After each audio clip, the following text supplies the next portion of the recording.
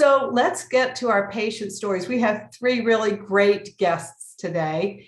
And I think if it's all right, I'll start with you, Dorie. I'm going to introduce you first. We have Dorie Ray from Menifee, California. I think I said that right.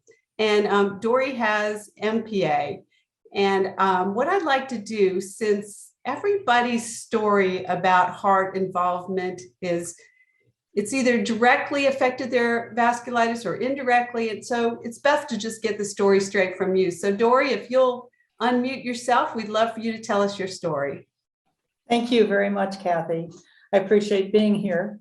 Yes, I had various symptoms the night before my heart attack, and that included a horrible pain between my shoulder blades that I couldn't figure out why I was having. Everything else was fine until I woke up the next morning to go to work, and I felt nauseous and I was clammy and I just felt kind of off. And so my husband looked at me and saw my color and he said, I'm going to, call the ambulance for you.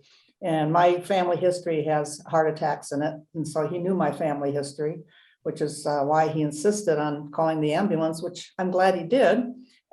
Because the ambulance people really took all the vitals, everything was normal, and they really didn't want to take me in. However, he insisted, and so we did.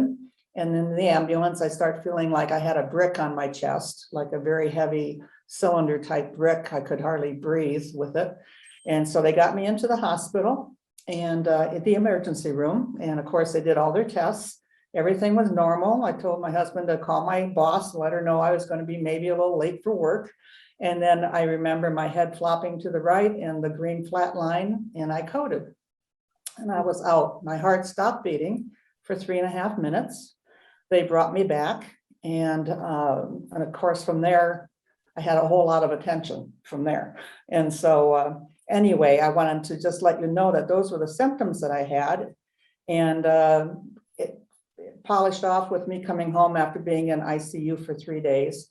And I tried to get back to normal as best I could, of course, rested, quite a bit. Now, I didn't know I had vasculitis at this point. I was diagnosed a year later and with the MPA. And of course, that was an interesting factor as far as lifestyle changes and things like that, which I did. I was placed on a very strict diet for the first year. A nutritionist put me on a very strict diet, which helped very much. Vegetables, fruits, and what have you. But the biggest thing I needed to do, according to them, was drink 96 ounces of water a day, 3 liters of water a day. Because of my kidneys, that would be the first to go, they told me, with this type of vasculitis. I am positive ANCA. So anyway, that's what I started doing.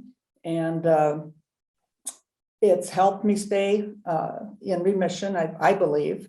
I did have a second heart attack in June of 2018 that I can directly attribute to vasculitis because my heart sent out a red flag that it wasn't getting enough oxygen.